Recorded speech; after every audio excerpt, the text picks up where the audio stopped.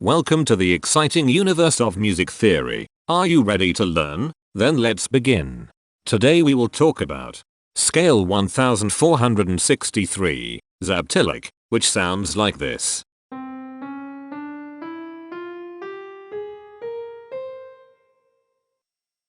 This scale has 8 tones, which means it is called an octatonic scale. This is a bracelet notation diagram of scale 1463. The shaded circles represent tones that appear in the scale, and they are read clockwise, starting at the top.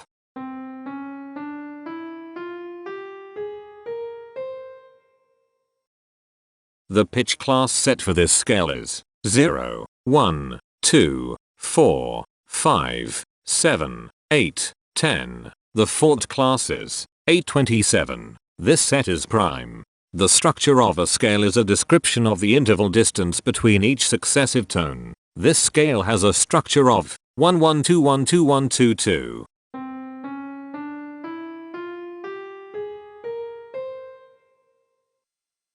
The binary representation of this scale is determined by mapping tones of the scale to binary digits.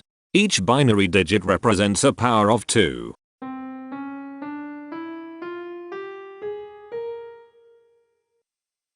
To get the scale number, we add the powers of 2 together. The powers of 2 that are present in the scale, all added together, equals 1463. That is why the scale number, in decimal, is 1463. The scale number not only enumerates the scale with a unique index, but it also literally describes the tonal content of the scale. Represented as a binary number in base 2, the scale number is 0101101101111. Here are the common triads present in this scale. The diagram in the center is a graph of parsimonious voice leading between triads. There are 3 major triads. There are 4 minor triads. There is 1 augmented triad. There are 5 diminished triads. Here is a Hamiltonian path of parsimonious voice leading that uses all the triads.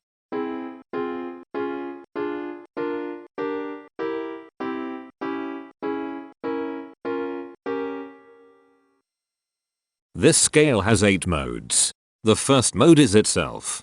The second mode is scale 2779, also known as Shostakovich. It sounds like this.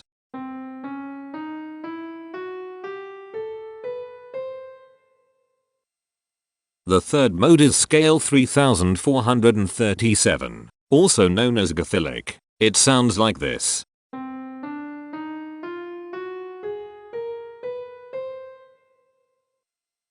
The fourth mode is scale 1883, also known as Mixoperillic. It sounds like this.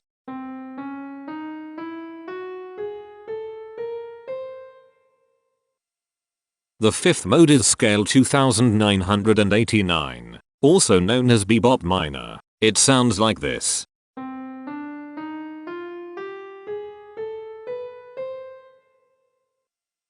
The sixth mode is scale 1771, also known as Zaptyllic. It sounds like this.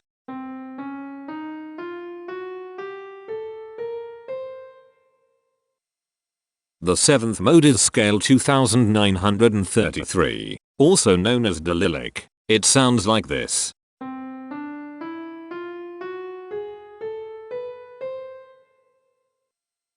The eighth and last mode is scale 1757, also known as ionophilic. It sounds like this.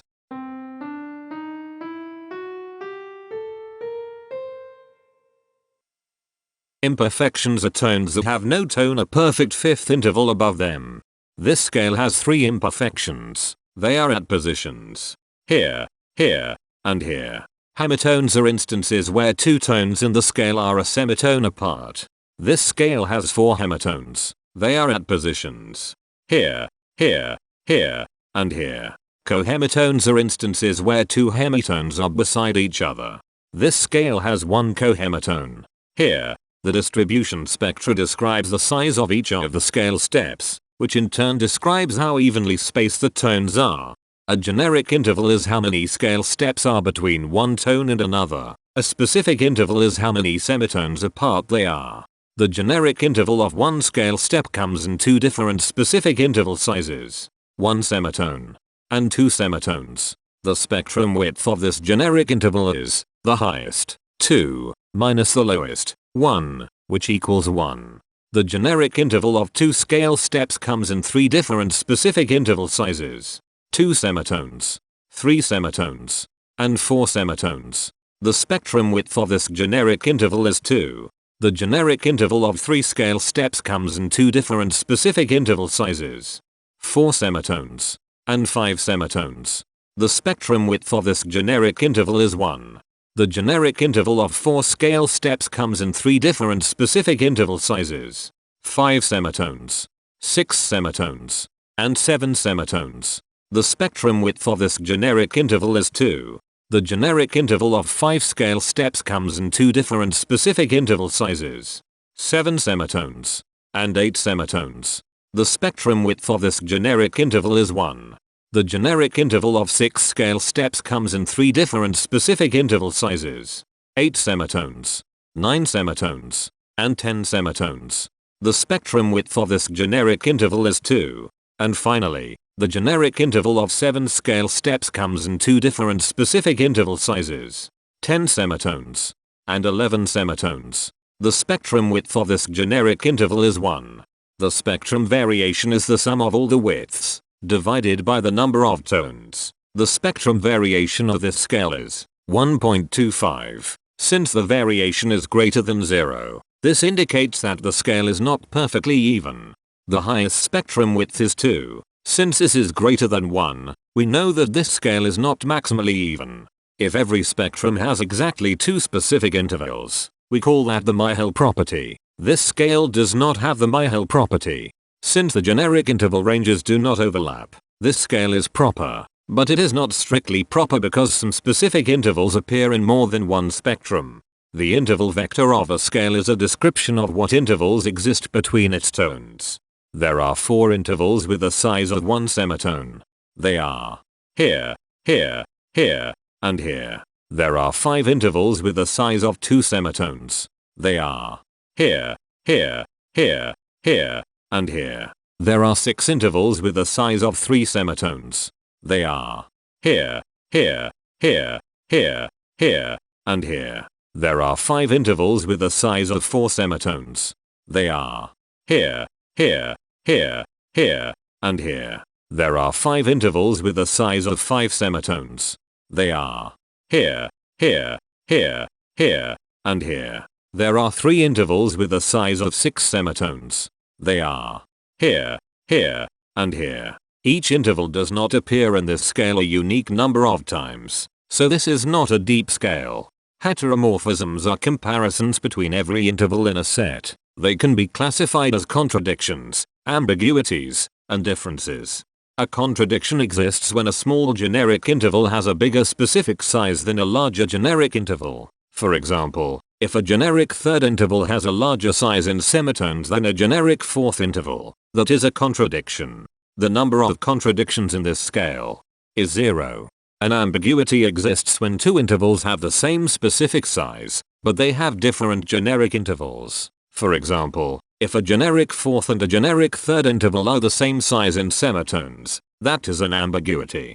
The number of ambiguities in this scale is 24. A difference exists when 2 intervals have the same generic size, but different specific sizes. For example, a major third and a minor third both have the same generic size, but they have different sizes when measured in semitones. The number of differences in this scale is 103. The coherence quotient measures the proportion of ambiguities and contradictions among a set's intervals. A scale with a higher coherence quotient is a good candidate for musical usefulness. The coherence quotient is 0.91. The sameness quotient measures the proportion of heteromorphic differences among a set's intervals. A scale with a higher sameness has fewer differences, so it is also a good candidate for musical usefulness. The sameness quotient is 0.474. This scale has no reflective symmetry. This scale has a different pattern of intervals ascending and descending, so it is not palindromic. This scale has no ridge tones. The balance of a scale depends whether the tones are spaced equally enough for the center of gravity to be in the center of the scale.